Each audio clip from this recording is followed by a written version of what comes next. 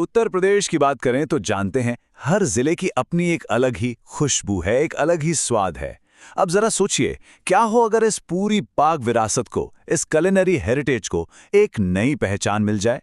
तो आज हम बात करने वाले हैं उत्तर प्रदेश की एक बिल्कुल नई पहल की, जिसका नाम है एक जिला एक व्यंजन। ये एक ऐसा कदम है ना, जिसमें सिर्फ स्वाद की बात नहीं है, बल्कि ये संस्कृति और लोकल इकोनॉमी को भी बदलने का दम रखता है। तो चलिए आगे बढ़ते हैं। अब देखिए, इस पहल का नाम जितना सुनने में अच्छा लगता है ना, इसका मकसद उससे भी कहीं ज्यादा गहरा है। तो सबसे पहले आइए समझते हैं कि ये एक जिला एक व्यंजन आखिर है क्या चीज। देखिए, एक जिला एक व्यंजन शॉर्ट में से ओडीओसी भी कहते हैं। ये उत्तर प्रदेश सरकार का एक बहुत ही एम्बिशियस, एक बड़ा प्रोग्राम है। और इसका मकसद बहुत सीधा सा है। प्रदेश के हर जिले से उसका जो सबसे खास, सबसे पारंपरिक व्यंजन है ना, उसे चुनना और उसे एक नई पहचान देना। मतलब आप ऐसा समझ लीजिए कि हर जिले का अपना एक फूड एम्बेसडर होगा। कमाल है ना।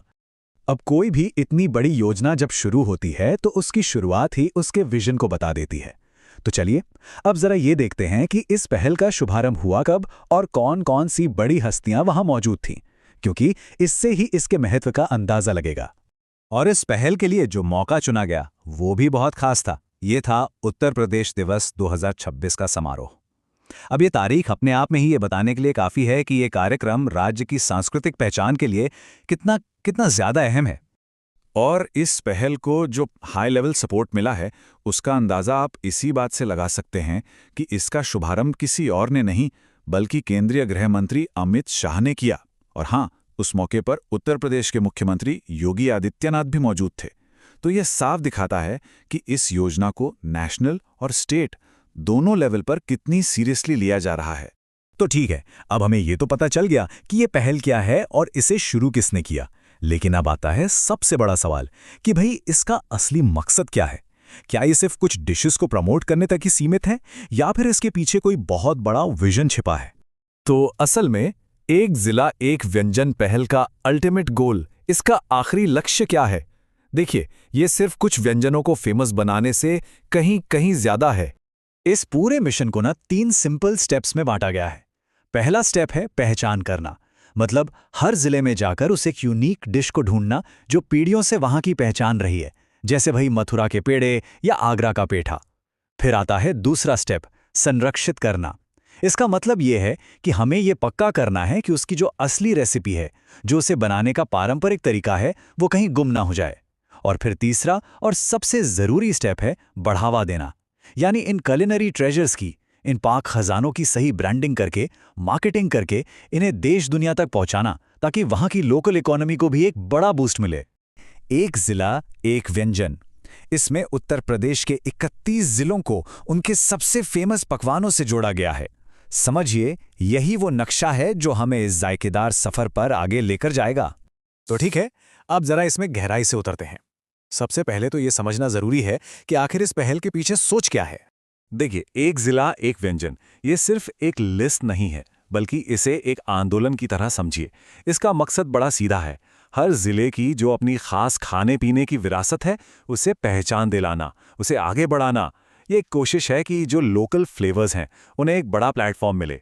इससे क्या होगा, वहाँ की संस्कृति और अर्थव्यवस्था दोनों को ही मजबूती मिलेगी।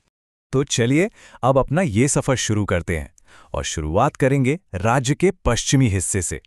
देखते हैं कि पश्चिमी यूपी के जायके अपनी क्या कहानी सुनाते हैं। अच्छा, पश्चिमी यूपी में घुसते ही ना एक बात बिल्कुल साफ हो जाती है। यहाँ के जायके में मिठास कुछ ज्यादा ही है। सोचिए, आगरा का वो मशहूर पेठा, मथुरा के पेड़े, फिर सहारनपुर का शहद और मुजफ्फरनगर का गुड़। ऐसा लगता है मानो इस पूरे इलाके की पहचान ही मिठास से बनी हो। चलिए आगरा के पेठे को जरा और करीब से देखते हैं। ये सिर्फ एक मिठाई नहीं है भाई, ये तो पूरी एक कला है। चाशनी में डूबा हुआ, कुम्हड़े से बना, वो पारदर्शी सा, मुलायम सा, यही तो आगरा की असली पहचान है। अब यहां से आगे बढ़ते हैं और सफर का रुख करते हैं सीधे राज्य के दिल की तरफ। जी हां, हम आ गए हैं अवध की धरती पर, जहां का खाना अपनी नवाबी नफासत और शाही अंदाज के लिए दुनिया भर में मशहूर है। और जानते हैं इस इलाके की सबसे मजेदार बात क्या है? यहां का कंट्रास्ट। एक तरफ तो है नवाबों का शहर लखनऊ, अपनी रेवड़ी और आम के जायकों जैसी शाही चीजों के लिए फेमस, और दूसरी ही तरफ है इंडस्ट्रियल शहर कानपुर, जिसका दिल बसता है एक बहुत ही आम लेकिन हर दिल अजीज समोसे में। इस पूरे रीजन के कई पकवानों के पीछे एक गहरी कला छिपी है, जैसे औरैया और अंबेडकर नगर की मशहूर बालूशाही को ही ले लीजिए। ये इसका एक बेहतरीन एग्जाम्पल है। पहले मैदे और घी से आटा तैयार करना, फिर उसे गोल आकार देना, उसे सुनहरा होने तक तलना और फिर आखिर में उसे मीठी चाशनी में डुबोना। हर स्टेप अपने आप में एक जादू है जो स्वाद को और भी शानदार बना देता है। तो हमारी ये स्वाद यात्रा अब अपने आखिरी पड़ाव की ओर बढ़ रही है। हम पहुंच गए हैं पूर्वांचल यानी पूर्वी उत्तर प्रदेश में। यहाँ के जो व्यंजन हैं वो बड़े सीधे सादे हैं, जमीन से जुड़े हुए और स्वाद में लाजवाब। सिर्फ वाराणसी शहर को ही देख लीजिए, यहाँ एक नहीं बल्कि कई सारे मशहूर स्वाद बसते हैं। सुबह की शुरुआत होती है रंग बिरंगी कचौड़ी तिरंगा से, दोपहर में बनारसी पान का मजा और गर्मी को दूर भगाने के लिए ठंडाई। मतलब एक ही शहर में जायकों का पूरा जहान है। और हाँ, पूर्वांचल की बात हो और गोरखपुर के लिट्टी चोखे का जिक्र न हो तो बात अधूरी रह जाएगी। ये एक बहुत ही ट्रेडिशनल डिश है। आग पर सिकी हुई गेहूं की लिट्टी और उसके साथ वो मज़ेदार मसालेदार सब्जियों का चोखा, ये स्वाद तो सीधा उत्तर प्रदेश के गांवों की याद दिला देता है। तो इस पूरे सफर के बाद जब हम पीछे मुड़कर देखते हैं तो एक बड़ी तस्वीर सामने आती है। ये सिर्फ अलग अलग डिशेस की एक लिस्ट नहीं है, ये तो उत्तर प्रदेश की डाइवर्सिटी, उसकी विविधता का एक जश्न है। 31, ये सिर्फ एक नंबर नहीं है, ये हैं 31 जिले, 31 अलग अलग खानों की कहानियां जो सब मिलकर एक बेहद लाजवाब और जायकेदार राज्य बनाते हैं। सोचिए, हर जिले की अपनी एक अलग पहचान, अपना एक अलग स्वाद।